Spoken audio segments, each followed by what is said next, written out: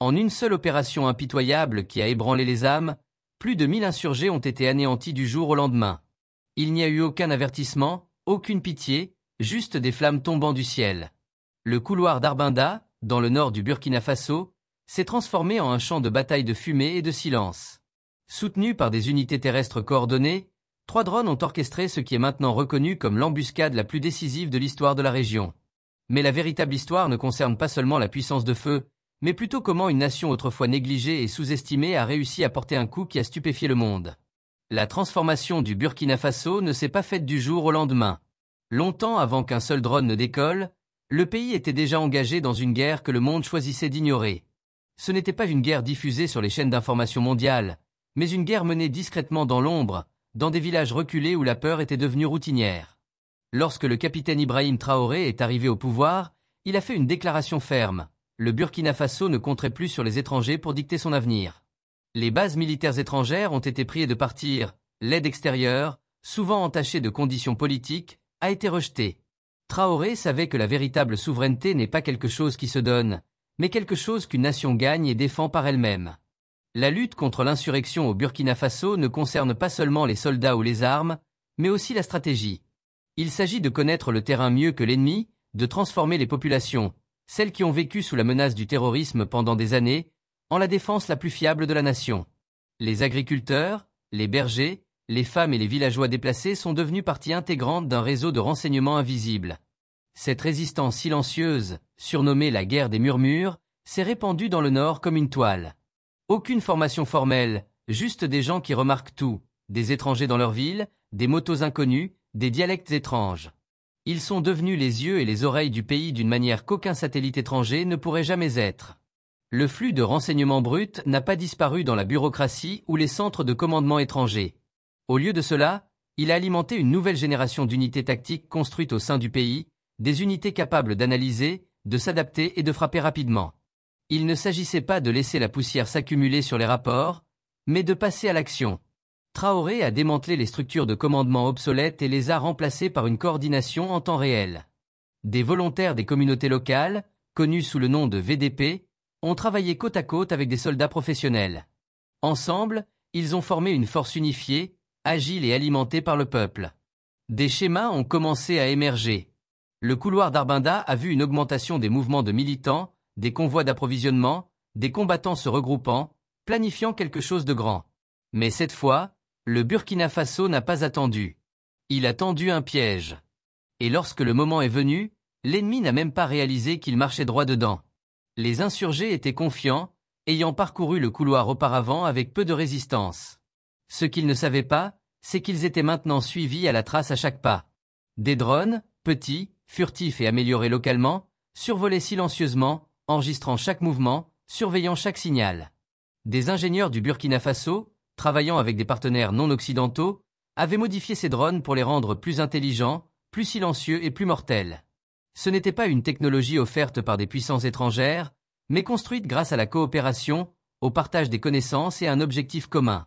Sur le terrain, les préparatifs se sont déroulés avec une précision calme. Des tireurs d'élite se sont positionnés à des points d'étranglement naturels, des volontaires se sont retranchés dans des bunkers, des équipes d'hélicoptères ont répété des manœuvres nocturnes dans des conditions de blackout complet. Mais l'ordre le plus crucial est resté le même, attendre.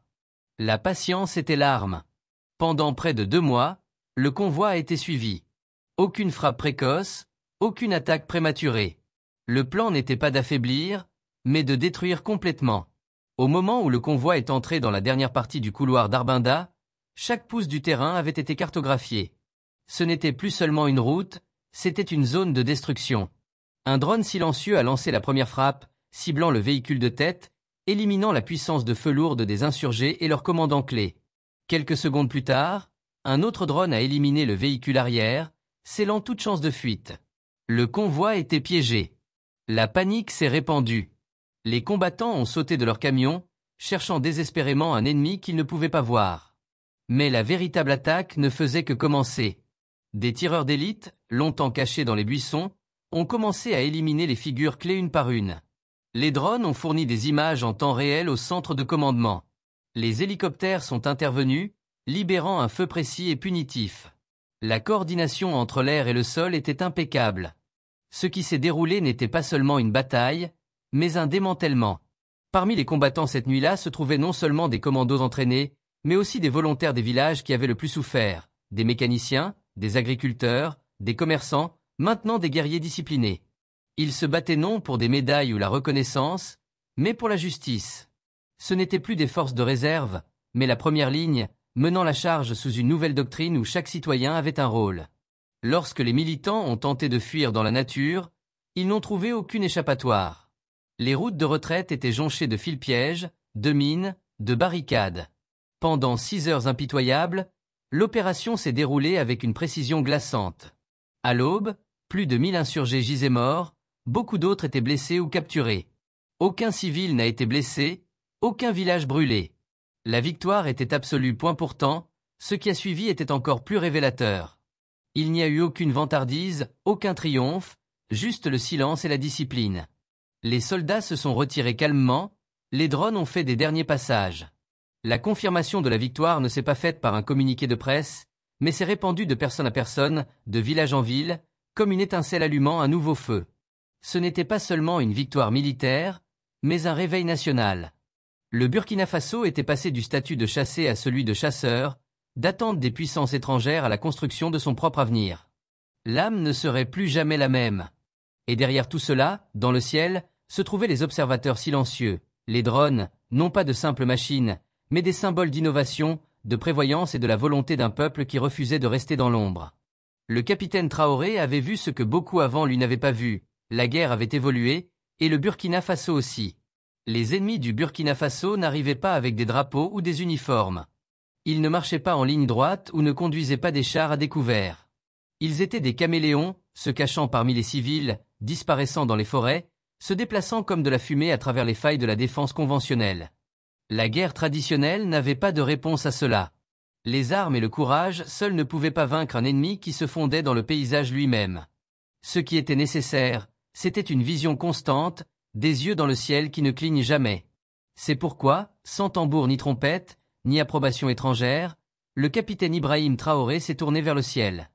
Non pas pour impressionner les audiences mondiales ou mendier une technologie de seconde main auprès des anciennes puissances coloniales, mais pour s'emparer d'un domaine que les insurgés ne pouvaient pas atteindre, l'air.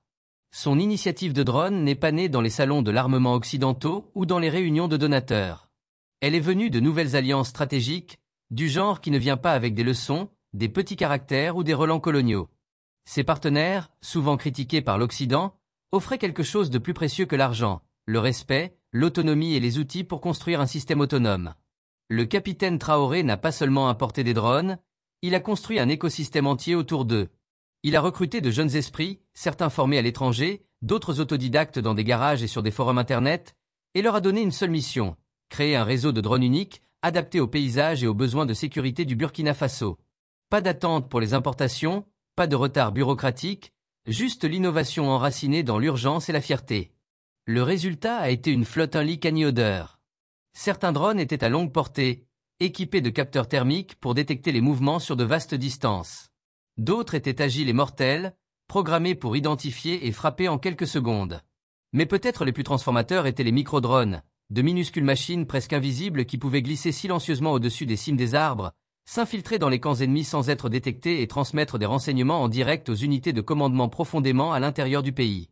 Mais Traoré savait que la technologie seule ne gagne pas les guerres, ce sont les personnes qui le font. Il a repensé la formation de fond en comble. Les pilotes de drones n'étaient qu'une partie de la nouvelle structure. Les unités d'infanterie ont été réentraînées pour opérer main dans la main avec les données aériennes. Sur le terrain, les soldats se sont adaptés au Conseil du ciel. Les systèmes de ciblage ont été intégrés dans les casques et même les combattants volontaires civils, les VDP, ont été formés à l'utilisation de drones basiques pour marquer les positions ennemies et appeler des attaques coordonnées. En quelques semaines, le champ de bataille n'était plus un chaos dispersé, mais un réseau synchronisé d'yeux, d'oreilles et d'actions. Soudain, les insurgés tombaient dans des pièges qu'ils ne pouvaient pas détecter. Les camps qu'ils construisaient la nuit étaient détruits à l'aube. Les convois étaient touchés avant que leurs guetteurs ne puissent donner l'alerte. La panique s'est installée. Les interceptions radio ont capté des conversations confuses, parlant de trahison, de fantômes et d'ennemis qui semblaient voir l'avenir. Mais ce n'était pas de la magie, c'était de la stratégie. C'était le courage de rompre avec les doctrines militaires obsolètes et de construire quelque chose qui fonctionnait réellement. Ce qui s'est passé ensuite a stupéfié les analystes. Le Burkina Faso, longtemps considéré comme enclavé et sous-équipé, menait désormais des opérations de combat qui rivalisaient avec la guerre de 4e génération, un niveau d'intégration terre-intelligence stratégique que même les grandes armées peinaient à maîtriser. Et pourtant, le voici, exécuté par un pays encore sous sanction, encore en train de trouver ses marques, mais commandant désormais les cieux avec précision. Mais le véritable changement allait plus profond que les drones ou les embuscades. Il a redéfini à quoi ressemble le pouvoir. Le capitaine Traoré n'était plus seulement un soldat, il était un bâtisseur de systèmes. Son leadership a envoyé un message au monde. Le Burkina Faso ne suivrait plus le livre de règles de quelqu'un d'autre, il écrirait le sien. Les victoires n'étaient pas seulement militaires, elles étaient psychologiques. À travers le continent, l'admiration a grandi, mais aussi les attentes. Car maintenant, avec la victoire vient quelque chose d'encore plus exigeant, la nécessité de la soutenir. L'opération d'Arbinda n'était pas seulement une percée militaire, c'était un moment qui a redéfini une nation. Elle a montré au monde et au peuple du Burkina Faso ce qui est possible lorsque l'on cesse de compter sur les étrangers et que l'on commence à construire son propre avenir. Mais avec ce succès vient une nouvelle pression. Lorsque le public voit ce qui fonctionne, il ne se contentera plus d'excuses. Là où les gens demandaient autrefois « Notre armée peut-elle faire cela ?», ils demandent maintenant « Pourquoi ne l'ont-ils pas fait ?»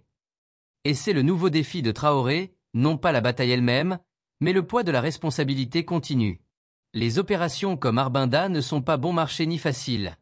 Elles demandent un renseignement impitoyable, une surveillance constante par drone, des réseaux d'informateurs sécurisés et des soldats et volontaires bien reposés et bien entraînés. Peu importe à quel point ils sont dévoués, les volontaires sont encore humains. L'épuisement, la fatigue et la perte de morale sont des menaces réelles. La guerre high-tech demande plus que de la puissance de feu, elle demande de l'endurance. Pendant ce temps, l'ennemi n'a pas disparu, il s'adapte, se fragmente, va plus profondément sous terre, change de route, traverse les frontières et se répand comme de la fumée dans les nations voisines qui peuvent ne pas être prêtes à répondre avec la même force. Plus le Burkina Faso devient habile à se défendre, plus il attire l'attention et les menaces. Ensuite, il y a le front politique. Le leadership de Traoré prospère grâce à l'élan et aux coups audacieux, mais la véritable souveraineté signifie plus que des triomphes militaires. Cela signifie reconstruire les choses sur lesquelles les gens vivent vraiment, les écoles, les systèmes d'eau, les emplois, les tribunaux. Traoré semble comprendre cela. Il implique déjà l'armée dans la construction de routes, l'agriculture et la revitalisation économique. Mais la transition d'un pied de guerre à une gouvernance stable est un travail lent et difficile. Et alors que tout cela se déroule, le monde regarde. Beaucoup sont impressionnés, mais pas tous sont satisfaits. Des questions sont posées dans les capitales étrangères. Comment une nation sous sanction a-t-elle pu mener une frappe aussi sophistiquée ? Quelles nouvelles alliances se forment dans l'ombre ? Et d'autres pays africains suivront-ils l'exemple du Burkina Faso ? Car ne vous y trompez pas, la victoire de Traoré a transformé son pays en quelque chose de plus qu'une simple histoire de succès militaire. C'est maintenant un symbole, un défi aux anciennes méthodes, un rappel que l'avenir de l'Afrique peut et doit être déterminé selon les termes africains. Mais les symboles viennent avec des risques. Le Burkina Faso n'est plus invisible, il est sur la carte. Et avec cette visibilité viennent de nouvelles formes de pression, diplomatiques, économiques, même clandestines. Le véritable combat de Traoré ne fait peut-être que commencer. Car construire une nation véritablement souveraine ne consiste pas seulement à chasser le dernier soldat étranger ou à gagner une bataille, mais à construire des institutions qui durent plus longtemps qu'un seul homme, des systèmes qui protègent, évoluent et servent le peuple, même en temps de paix. Il a peut-être dégagé un couloir et démantelé un convoi ennemi, mais maintenant vient la tâche plus difficile. Créer un Burkina Faso qui ne soit pas seulement libre aujourd'hui, mais inébranlable demain. Un État qui ne réagit pas seulement aux menaces, mais qui fixe le rythme de son propre avenir. Un gouvernement qui n'attend pas les aumônes, mais qui construit de l'intérieur. Et c'est peut-être là le véritable champ de bataille, le lent et silencieux chemin de la véritable construction nationale.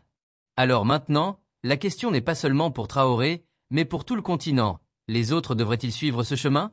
Peuvent-ils ? Et surtout, le feront-ils ? Faites-nous part de vos réflexions dans les commentaires ci-dessous. Nous nous engageons à explorer l'histoire, la culture et la lutte continue pour la souveraineté de l'Afrique. Abonnez-vous et faites partie de cette conversation. Vous ne vous contentez pas de vous informer, vous rejoignez un mouvement pour redéfinir la place de l'Afrique dans le monde.